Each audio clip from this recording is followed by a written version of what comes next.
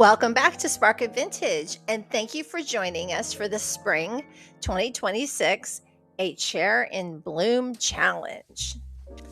Our original inspiration for the Christmas Deck the Chairs came from Country Sampler Farmhouse Style magazine. Over 20 people from Sonnet's Garden Blooms creative group created different deck the chairs, vignettes, and total transformations and makeovers. And now it's time to see what our spring makeover will look like. Once again, we were challenged to find a chair that needed a little love and attention, to make it over, and to create an accompanying vignette. This time around, a chair in bloom. I found my chair at the Goodwill bins for $2, and it needed a lot of help and attention. On Connie from the Painter Photographer's recommendation, I used Sweet Pickens Extra Bond as a top coat on the piece of furniture in order to get some extra adhesion for the milk paint. It turned out fantastic, and I feel like I got my first truly satisfying crackle with this wonderful method. For the foundational color on my chair, I picked Antique Ironstone from Sweet Pickens Milk Paint's Bespoke collection. This is such a rich, creamy color, and it went on beautifully, especially with that extra bond coat already on the chair.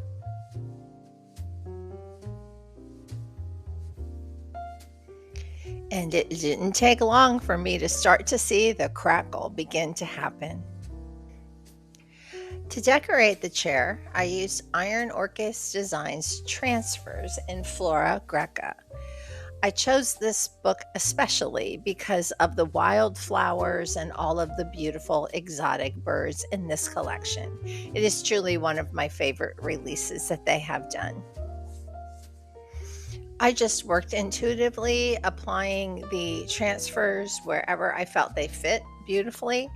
I also cut the transfers up quite a bit, so don't be shy about going into your transfer books and just cutting around, picking and choosing what you want, and just making it your own.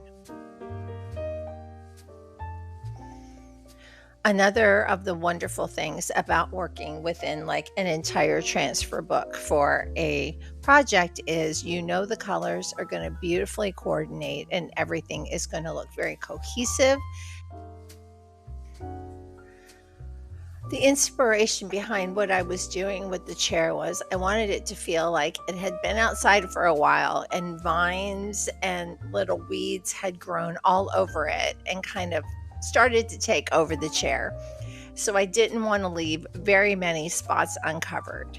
So I worked with the handles of the chair as well as all of the spindles, the legs, and as well as the little support spindles on the chair.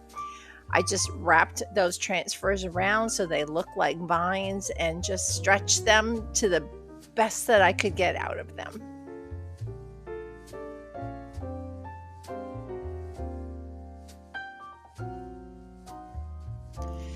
Once I had applied all of my transfers, it was time to apply the dark oil wax from Sweet Pickens. Now, the dark oil wax is what is going to get into the chippy paint and all of those cracks and really make them look dominant and really bring out all of that dimension in the chair. I was so excited to get such great results from this. And again, I just want to thank Connie and all of the bloomers for all of their advice on how to do this well.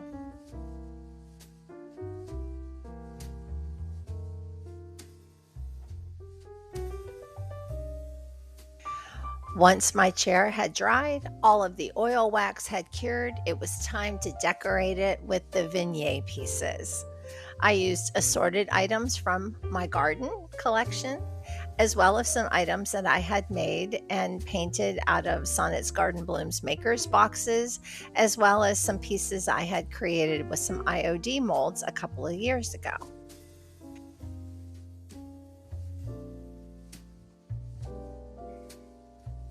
All in all, I had accomplished what I had set out to do, a nice springy blooming chair on a sunny Florida day.